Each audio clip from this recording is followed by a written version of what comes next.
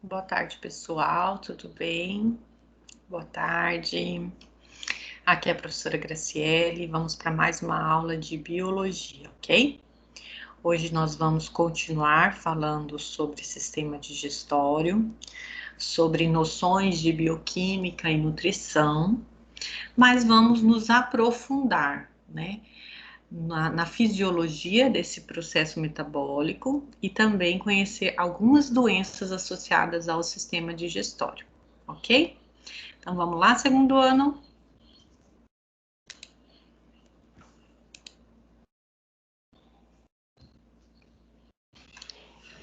Então é importante a gente lembrar algumas coisas aqui, né? Então vamos nos recordar aí basicamente do processo visto na aula passada, tá?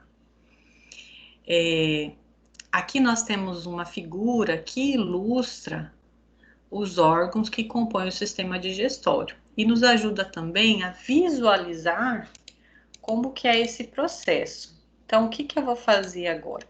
Vou fazer uma revisão, tá bom? Vamos lembrar aí desse processo que se inicia com a ingestão de algum alimento, né? Então, saúde vem pela boca, já dizia nossos avós, né? E é de fato, quanto mais a gente começa a estudar, a entender, melhor a gente fica sensibilizado, né? Consciente desse processo.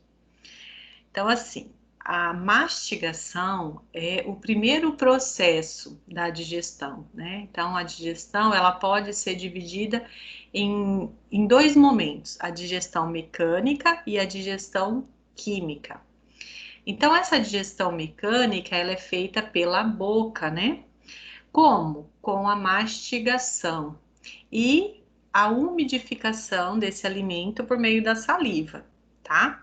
Na saliva, também nós vamos encontrar enzimas digestivas, um tipo de enzima especial chamada amilase, que vai quebrar o amido, tá? Em uma molécula menor chamada maltose. Então, quando a gente está comendo um alimento, a gente está quebrando esse alimento, né? Tanto mecanicamente quanto quimicamente. Então, quando a gente for falar de digestão química, tenham em mente que as enzimas digestivas sempre terminam em ase. Quem quebra o amido? Amilase, tá? E ele tá onde? Aqui, na boca. Então, aqui na boca já começa a digestão química. Esse alimento, então, agora vai passar pelo tubo aqui chamado faringe e vai ser direcionado até o esôfago. O esôfago vai ter movimento de empurrar esse alimento até o estômago.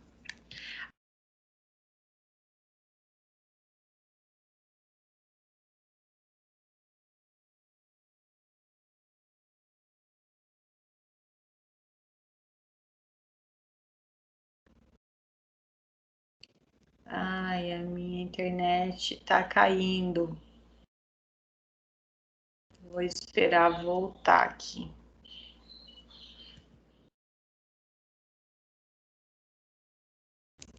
Será que já voltou? Já voltou. Vamos continuar, tá? Então vamos lá, ó. Então no estômago é onde nós vamos ter essa digestão química aí acontecendo em velocidade bem mais acelerada, porque o pH acelera as reações químicas, né?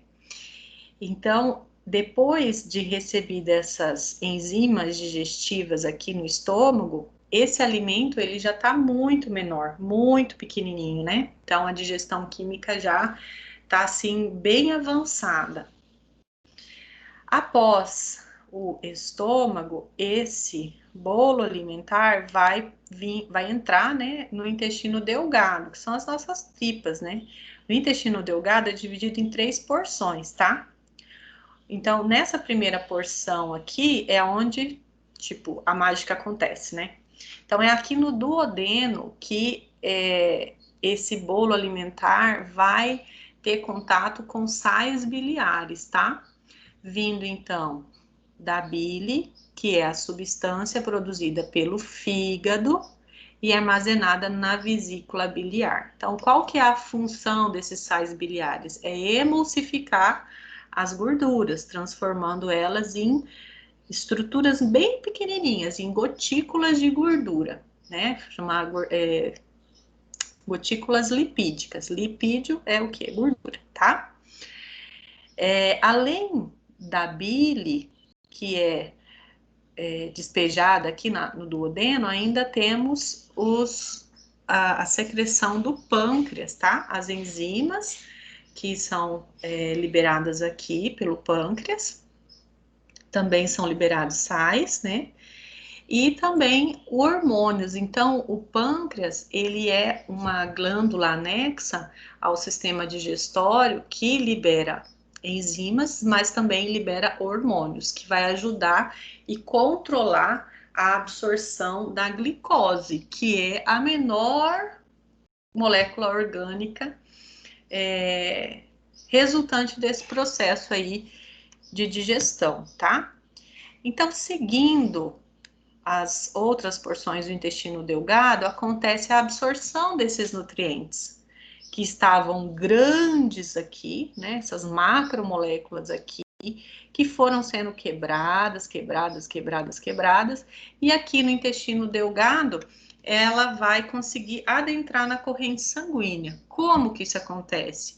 Graças a vilosidades da parede do intestino delgado, e dentro da vilosidade, se a gente ampliar isso, a gente vai ver ainda microvilosidades. Então, esse formato anatômico do intestino delgado permite a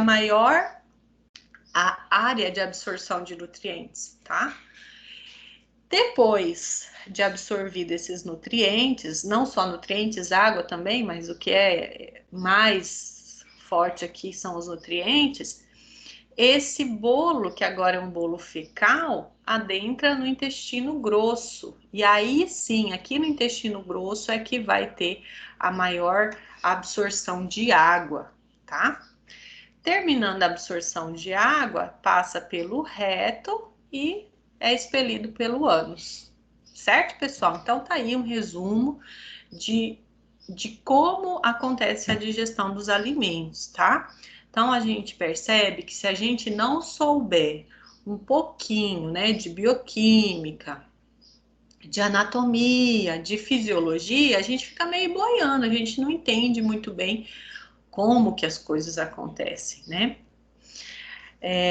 Existem aqui algumas outras palavras, né, que mostram estruturas que eu não mencionei, mas na aula passada eu já expliquei tudo isso, já está disponível aqui no meu canal do YouTube e também lá no Teams, tá? Então vocês podem olhar e dar uma assistida para lembrar mais detalhes, tá? Então, vamos aqui, ó, vamos falar da boca, né?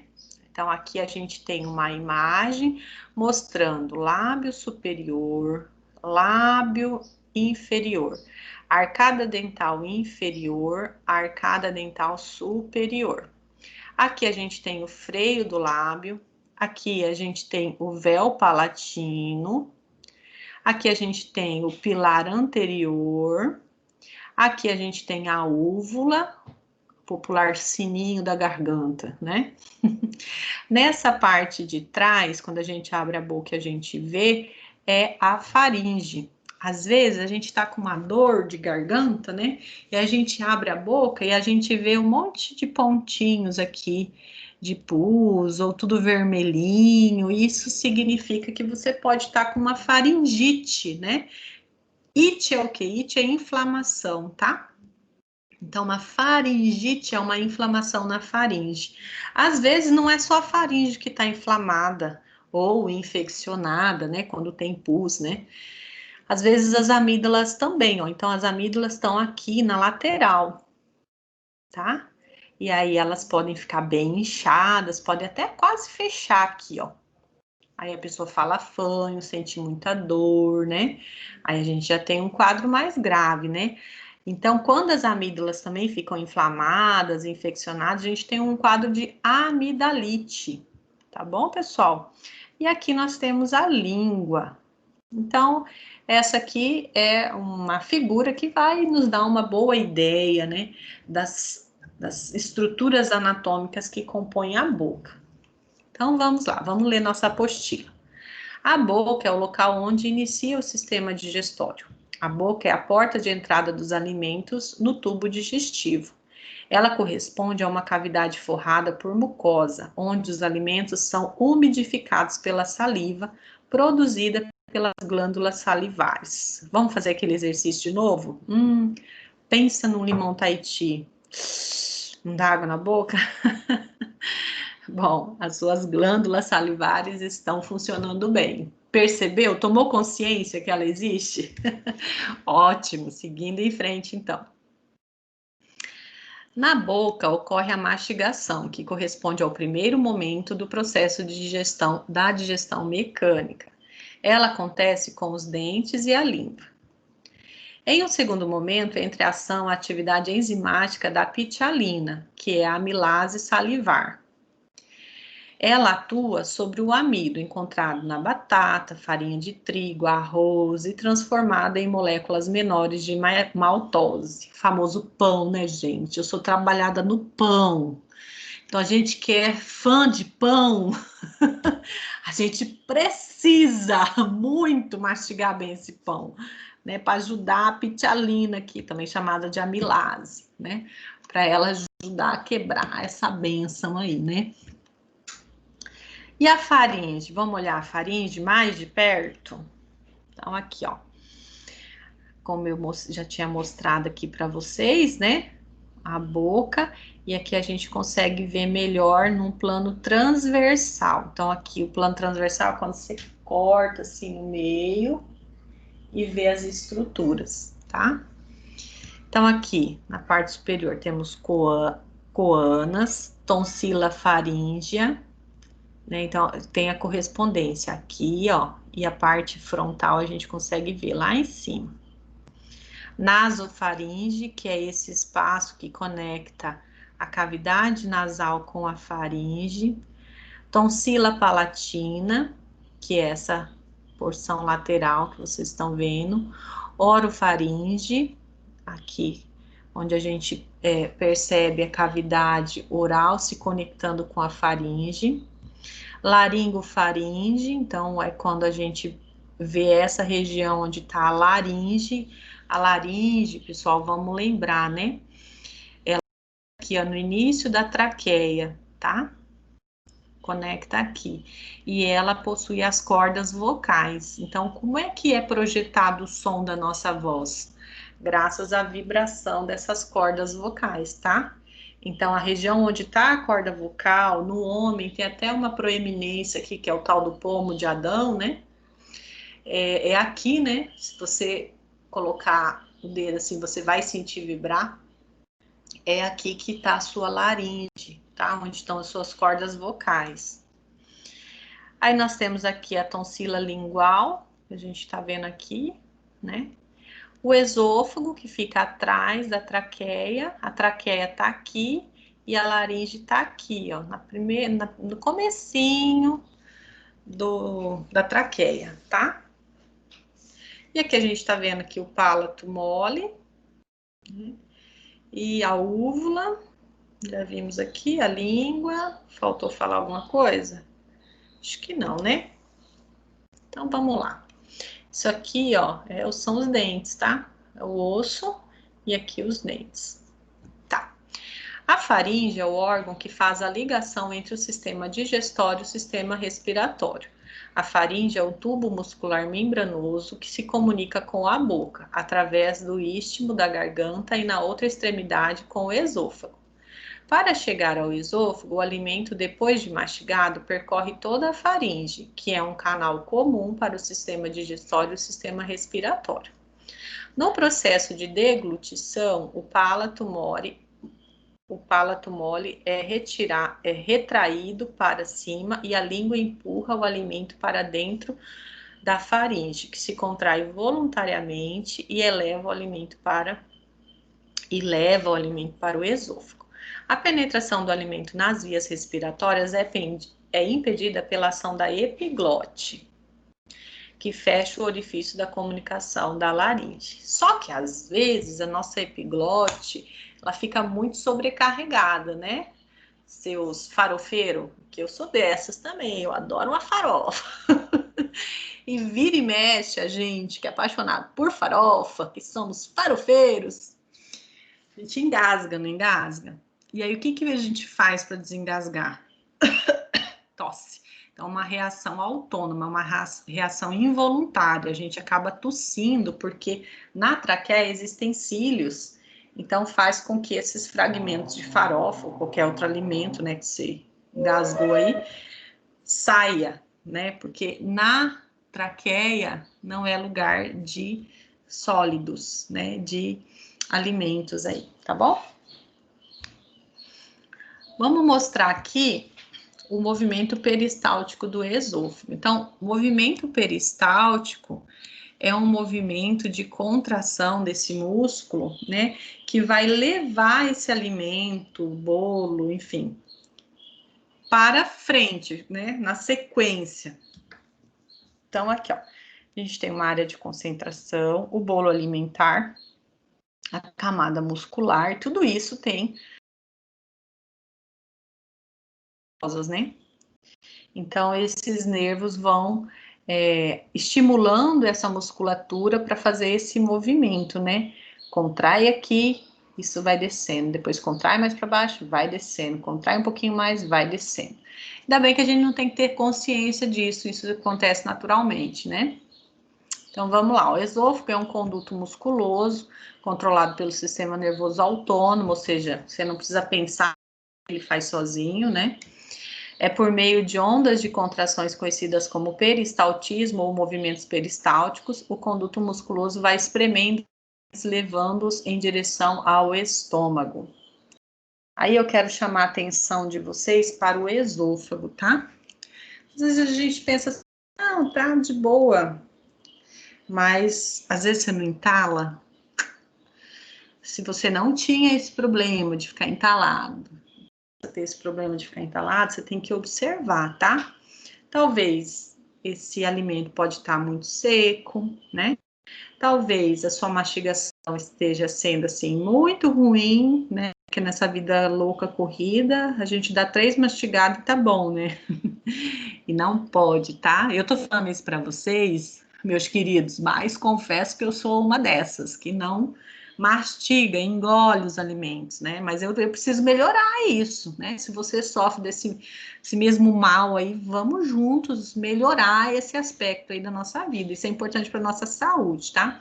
Então, a gente tem que mastigar bem. Isso ajuda na saciedade, porque passa a informação correta para o nosso cérebro e ajuda na umidificação desse alimento. Então, é bem mais tranquilo para esse alimento passar pelo estômago, tá? Existem algumas doenças que podem estar associadas à dificuldade de movimentos peristálticos. Aí podem ser coisas mais graves, né? Pode ter um pólipo, pode ser um câncer, pode ser outros problemas que, inclusive, você pode achar que não tem nada a ver, né, com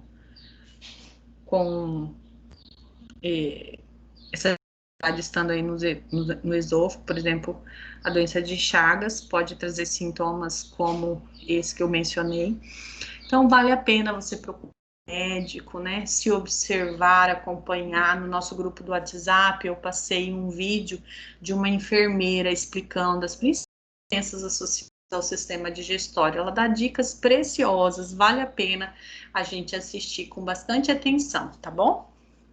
Agora vamos falar do tubo digestório médio. Então, o tubo digestório médio é formado pelo estômago e intestino delgado, duodeno, jejunum e ilho. Então, vamos lembrar que o intestino delgado, ele é dividido nessas 3 porções, duodeno, jejunum e ilho, beleza? Então, vamos lá, o estômago. A anatomia do estômago sadio e de um estômago com úlcera tá aqui do lado, ó. Então, o estômago sadio, certo? Aqui estão todas as porções. Aqui termina o esôfago. Aqui nós temos o fundo do estômago, ou região fúndica. Aqui é o corpo do estômago. Aqui, piloro, parte pilórica, que é o estreitamento, né? E aqui o início do intestino delgado, que é a primeira porção, é o duodeno, certo? Aqui é um estômago com úlcera. Olha aqui, ó, úlcera péptica, né? Úlceras que são feridas na parede do estômago. Ou úlcera aqui duodenal, que é uma úlcera que não está no estômago, já está aqui no duodeno, tá? O estômago é uma grande bolsa que se localiza no abdômen, sendo responsável pela digestão das proteínas. A entrada do órgão recebe o nome de cárdia, porque fica muito próximo ao coração, separada dele somente pelo diafragma. O que é o diafragma? Vamos lembrar? É aquele músculo, né, que separa a cavidade torácica da cavidade abdominal, tá? Ele possui uma pequena curvatura superior e uma grande curvatura inferior. Então, tá aqui, ó. Pequena curvatura superior e grande curvatura inferior. A parte mais dilatada recebe o nome de região fúndica, enquanto a parte final, uma região estreita, recebe o nome de piloro. O simples movimento de mastigação dos alimentos já ativa a produção do ácido clorídrico. E para quem não sabe, ácido clorídrico é representado por esse símbolo, né? Por essas siglas, HCl, tá? Se você ler HCl bem rapidinho, você vai a minha pessoinha, HCl, a Graciele, olha que legal, que dica interessante para ficar memorizada na cabeça de vocês. Ai, deixa eu colocar aqui, né? Porque não é todo mundo que tem uma sigla química para o seu nome, né? Não é fofa? Por isso estudando, gente. Olha que coisa linda, revolucionou minha vida, né? Mas tudo bem. Então, esse ácido clorídrico que vai dar o pH ácido no estômago. Contudo, é somente com a presença do alimento de natureza proteica que se inicia a produção do suco gástrico. Este suco é uma solução aquosa composta de água, sais, enzimas e ácido clorídrico. A mucosa gástrica é recoberta por uma camada de muco que protege de agressões do suco gástrico, uma vez que ele é bastante corrosivo. Na verdade, ele só perde em termos de corrosão para o ácido sulfídrico, sabia? Olha só como eu sou poderosa, incrível, né? Por isso, quando ocorre um desequilíbrio na proteção, o resultado é uma inflamação da mucosa, gastrite. Começa devagar, né? Mas isso pode se agravar, dando então origem a feridas, que são as úlceras. A pepsina é a enzima mais potente do suco gástrico e é regulada pela ação de um hormônio, a gastrina. A gastrina é produzida no próprio estômago, no momento em que moléculas de proteína dos alimentos entram em contato com a parede do órgão. Assim, a pepsina quebra as moléculas grandes de proteína e as transforma em moléculas menores. Estas são as proteoses e as peptonas. Não fiquem assustados com esses nomes. Pense o seguinte, proteína é uma macromolécula, ela é gigante e ela é formada de quê? De aminoácidos. Então, a ideia geral, né, mais simples, é de que as proteínas que são gigantes, elas precisam ser quebradas pelas enzimas, né? E aí tem enzima que quebra uma, depois vem uma outra enzima que quebra aqueles 2 pedaços em 4 pedaços, e assim vai. Então, são quebras sucessivas, tá? Enfim, a digestão gástrica dura em média de 2 a 4 horas. Ai, gente, é a hora do sono, sabe? Aquela letargia, aquele tipo assim, comi, deixa eu dormir, sabe assim? Por quê? Porque boa parte do seu metabolismo está sendo focado na digestão. Então, o seu sangue vai para onde? Vai para o seu sistema digestório, especialmente aqui na área do estômago, né? E do duodeno, que é onde acontecem as reações metabólicas mais intensas. E isso exige do teu corpo uma certa mudança fisiológica. né? Por isso que é tão bom a gente dar aquela descansada. Isso aí, na vida real, sai, vai trabalhar e leva a criança e pá. Enfim, essa pandemia trouxe coisas boas, né? No final de tudo, para quem tem esse privilégio de ficar em casa, depois do almoço pode deitar um pouquinho, não precisa ser 2, 3 horas, não. 15 minutinhos já vai ajudar bastante, né? Mas essa receita não é para todo mundo, porque tem gente que se deitar, aí estraga o dia, né? Assim, você não conhece alguém que fala assim, né? Se eu deitar depois do almoço, estraga meu dia.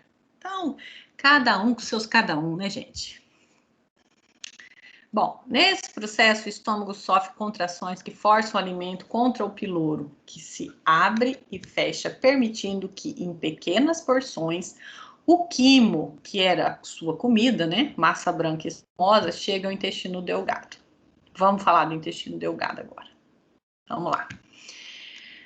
Tá, aqui órgãos anexos que participam do processo do intestino delgado, fígado. Aí vamos destacar que é o fígado. O fígado produz a bile, que fica armazenada aqui na vesícula biliar. De vez em quando você não escuta alguém falando assim, ah, tem pedra na vesícula, vou ter que tirar a vesícula. Que vesícula é essa, né? Vesícula quer dizer bolsa, tá? É a vesícula biliar. Então, essas pedras são o quê? São cálculos, né? São sais biliares cristalizados. Então, tem uma série aí de questões médicas que eu não sei explicar, né? Só um médico mesmo, somente um gastro, imagino, né? Que é a especialidade aí que vai entender melhor dessas patologias que podem justificar o porquê do aparecimento de algumas pedras na vesículas, né?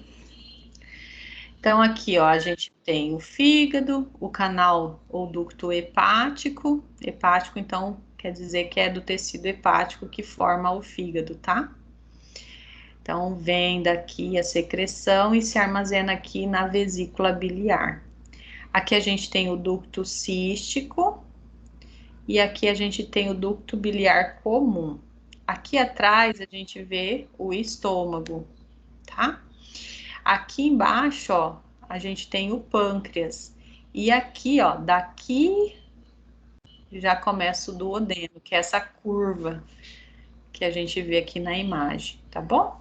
Vamos continuar. Tem gente me chamando aqui no WhatsApp, mas eu não vou atender porque eu tô no meio da gravação, tá? Alunos, por favor, paciência, eu sou apenas uma pessoa que está lutando pela sanidade mental, né? Porque, olha, não tá sendo fácil. Mas é isso aí, bora, vamos passar junto essa fase. Então, o intestino delgado é revestido por uma mucosa enrugada que apresenta inúmeras projeções. Está localizado entre o estômago e o intestino grosso e tem a função de segregar as várias enzimas digestivas. Isso dá origem a moléculas pequenas e solúveis, ou seja, se desmancham na água, né? Tá, como a glicose, aminoácidos, glicerol, que são micromoléculas. Essas sim conseguem entrar na corrente sanguínea e ir nutrir os vários tecidos do corpo. O intestino delgado está dividido em 3 porções: o duodeno, o jejum e o íleo. O jejum é a primeira. Deixa eu deixar fechado aqui o som. O duodeno é a primeira porção do intestino delgado a receber o quimo, que vem do estômago, que ainda está muito ácido, sendo irritante a mucosa duodenal. Logo em seguida, o quimo é banhado pela bile. A bile é secretada pelo fígado e armazenada na vesícula biliar, contendo bicarbonato de sódio e sais biliares que emulsificam, ou seja, dividem, né, os lipídios, que são macromoléculas, fragmentando suas gotas em milhares de microgotículas. Além disso, o quimo recebe também o suco pancreático produzido no pâncreas. Ó, vamos lembrar o pâncreas? Aqui, o fígado aqui, e todos eles liberando os seus produtos metabólicos aqui no duodeno, tá? Que é a primeira porção do intestino delgado.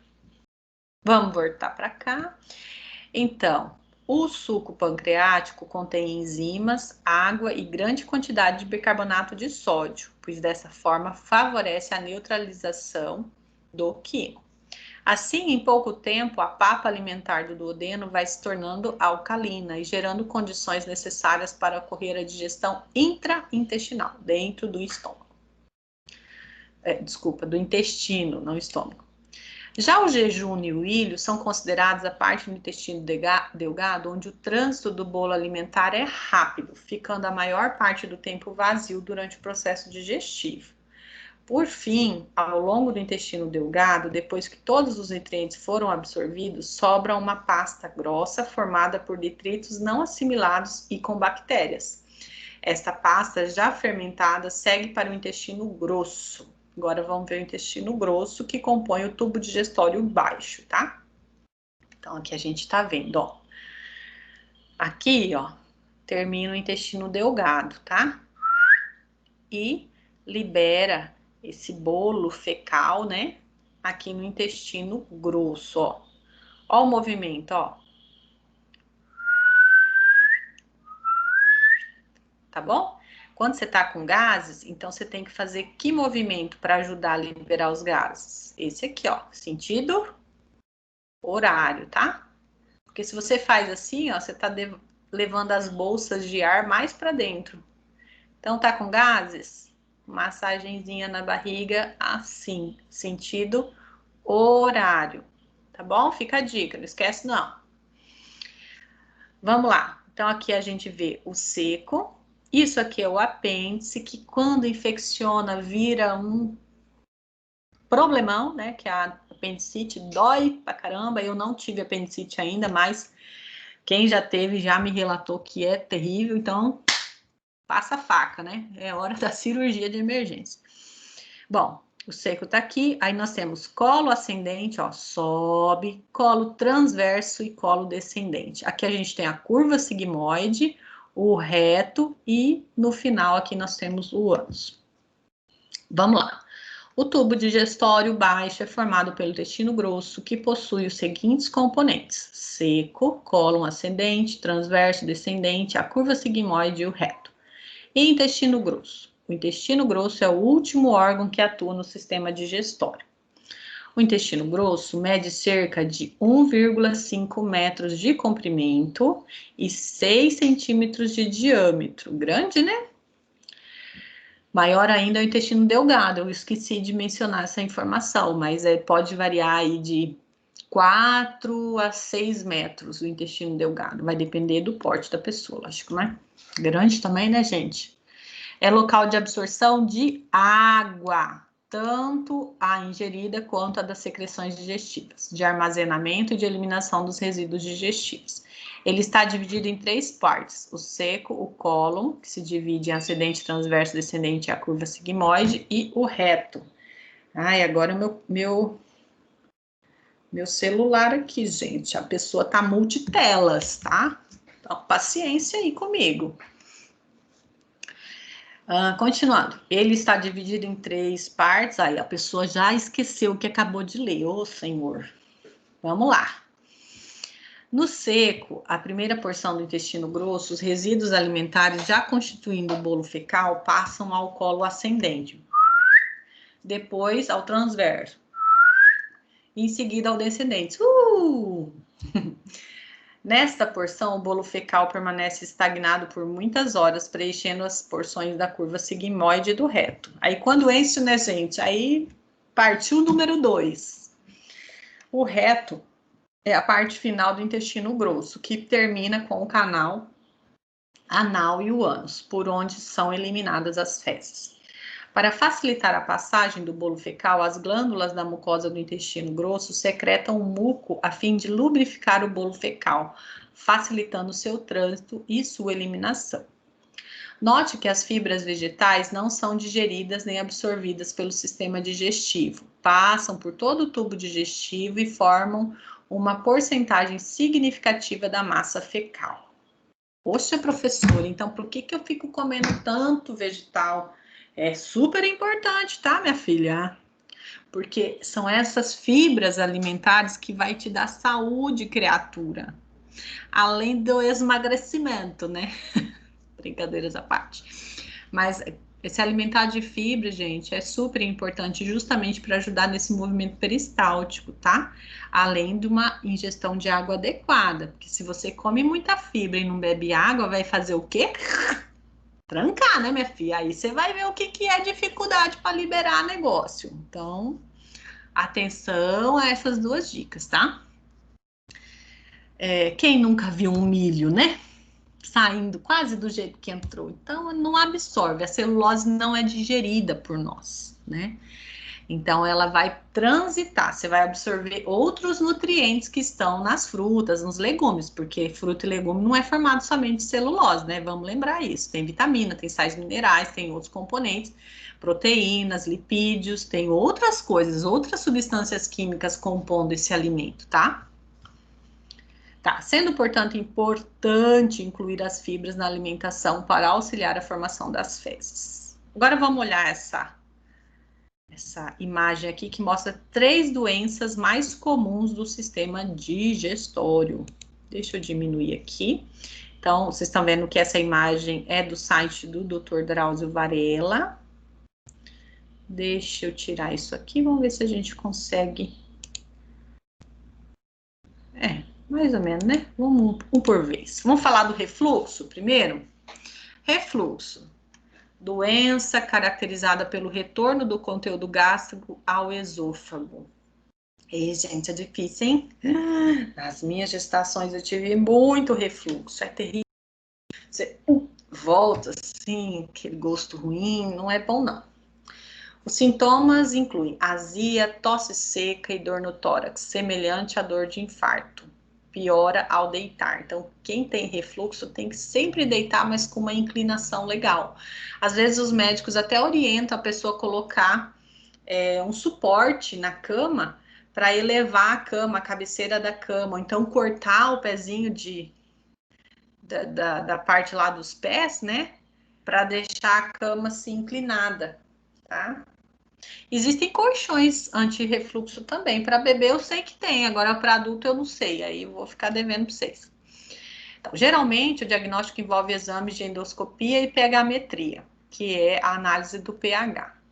O tratamento pode ser clínico, que inclui a administração de medicamentos como antiácidos, ou cirúrgico, em casos relacionados à presença de hérnia de hiato.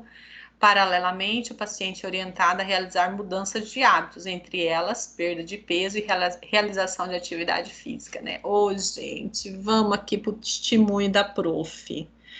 Como é difícil ser gordinha, né? Ô, senhor, gente, não é só uma questão estética, né? É uma questão de saúde. Tudo começa a funcionar mal, porque a gordura deixa o seu corpo, os seus tecidos inflamados, começa a dar problema onde não tinha, né? Então vamos junto, vamos melhorar essa questão da nossa alimentação, fazer uma atividade física regular, pelo menos 3 vezes na semana. Tô falando para vocês, mas tô falando para mim também, entendeu? Cara, sou super de boa, quem me conhece sabe, né? Eu era atleta, gente, agora misericórdia. Preciso sim melhorar os meus hábitos. Se você tá comigo nessa mesma situação, gente, não desanima, é um dia de cada vez, tá? Vamos junto que nós vamos conseguir. Vamos falar agora da úlcera. Úlcera gástrica é uma ferida que afeta a mucosa do esôfago, estômago ou duodeno. Então, vocês sabem que pode estar aqui no esôfago, no estômago ou aqui no duodeno, tá? Que pode ser causada por estresse. Nós mulheres sofremos demais com isso, né? Mas não se engane, não somos só nós mulheres não, viu? Os homens também.